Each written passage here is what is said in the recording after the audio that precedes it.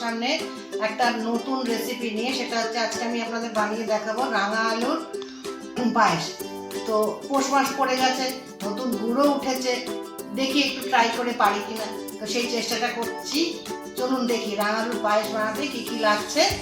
আমি আসলে অনেকদিন আমার চ্যানেলটাতে আসতে পারিনি, আমি শারীরিক অসুস্থ ছিলাম, যার জন্য আমার একটু সময় লেগেছে আর কি।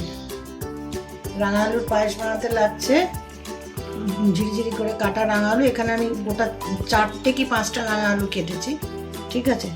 আর খোয়া ক্ষীর নিয়েছি, একটু ছোটো এলাচ থেতো করা আছে, একটা তেজপাতা নিয়েছি, ড্রাই ফ্রুটস আছে একটু, নলেন গুড় আর ঘি, আর লাগছে দুধ। আমি প্রথমে রাঙা আলুটাকে ভেজে নেব ঘি দিয়ে।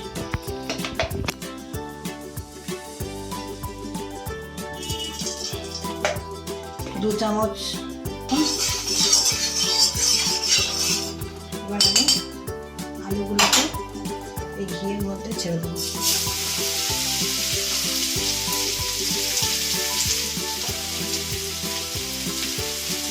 এদিকে আমি দুধ ফোটাতে দিয়েছি। এবার দুধটা আমি একটা তেজপাতা আর এই ছোটো এলাচগুলো থেতো করা ছোটো এলাচগুলো দিয়ে দুধটাকে ফুটিয়ে নেব।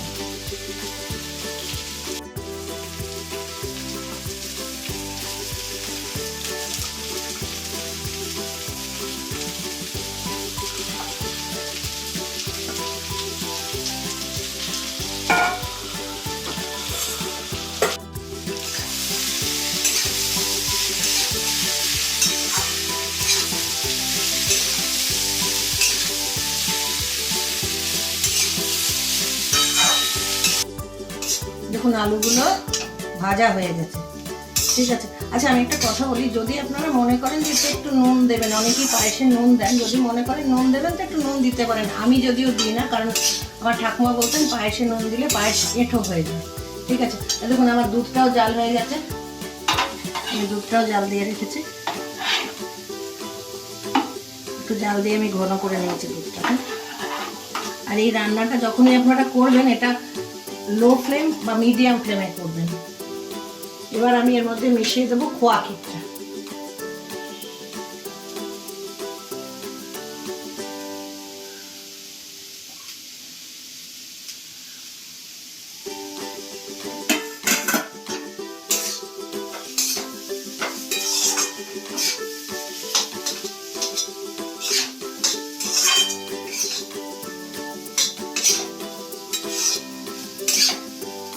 খোয়া ক্ষীর আমি হাত দিয়ে ভেঙে দিয়েছি, আপনারা ইচ্ছে করলে গ্রেট করেও দিতে পারেন। এখন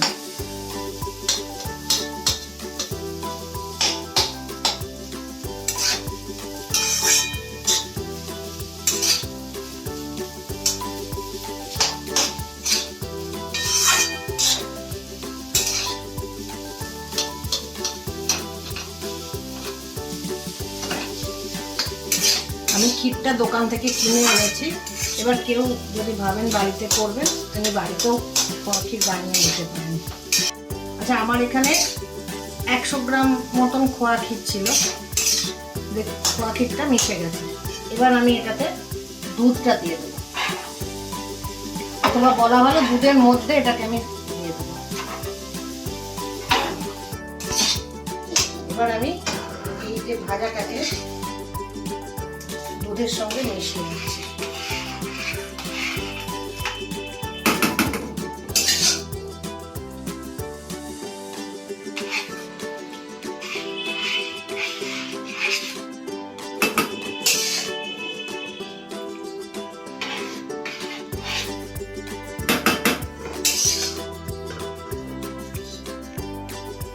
দেখুন আমি দুধে মিশিয়ে নিয়েছি এটা রাঙালুটা। এবার আমি এটাকে গ্যাসে বসিয়ে নাড়ব।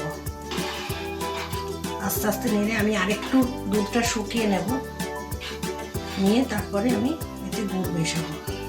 এটা বেশিক্ষণ লাগে না, পুরো প্রিপারেশনটা করতে আধ ঘন্টা টাইম হলেই হয়ে যায়, আধ ঘন্টা সময় হলেই হয়ে যাবে। দেখুন এটা ফুটে গেছে, একদম ক্ষীরের মতো হয়ে গেছে, ঠিক আছে। এবার আমি এতে এই গুড়টাকে মিশিয়ে দেবো। আমার এখানে 1 কাপ গুড় আছে, আমি গুড়টাকে মিশিয়ে দেবো এতে। আচ্ছা, গুড়টা না আপনারা প্রথমে একটু দুধ আর একটু গুড় জাল দিয়ে দেখে নেবেন। অনেক সময় তো দুধ কেটে যায়, তো সেটা যাতে না হয়। আমি যেমন দেখুন আলাদা একটা পাত্রে এই যে জাল দিয়ে দেখে নিয়েছি।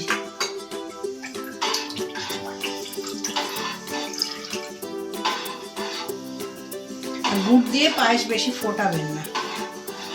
আশা করি এটা আপনারা সবাই জানেন, আমার এটা বলার দরকার নেই, তবুও আমি একবার সাবধান করে দিলাম আর কি।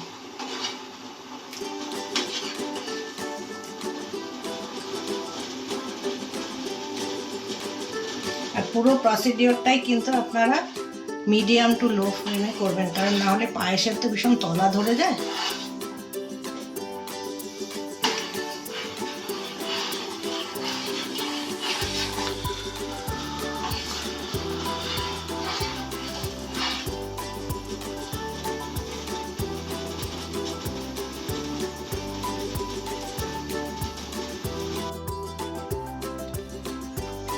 দেখুন এটা ফুটে উঠেছে, আমি কিন্তু এটাকে আর ফোটাবো না, জাস্ট একটা ফুট হয়েছে, আমি এবার এটাকে নামিয়ে দেবো।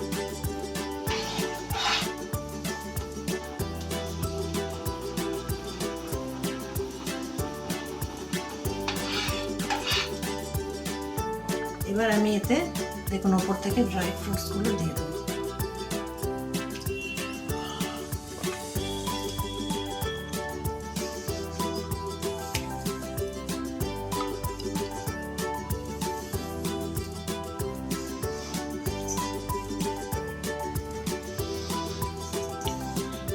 ড্রাই ফ্রুটসগুলো আমি একটু নাড়িয়ে দেবো।